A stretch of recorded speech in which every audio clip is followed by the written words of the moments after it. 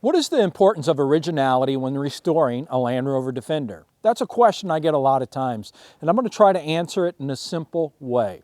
So if you're restoring a Land Rover Defender, yes, definitely. You want the paint to look nice. You want the headlights to be LED. You want the turn signals to be LED so it's safe.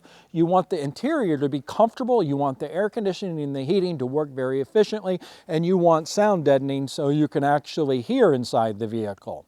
But where you start to tread that line and take away from the value, the originality, and start creating a depreciating asset is when you start changing the transmission and the engine.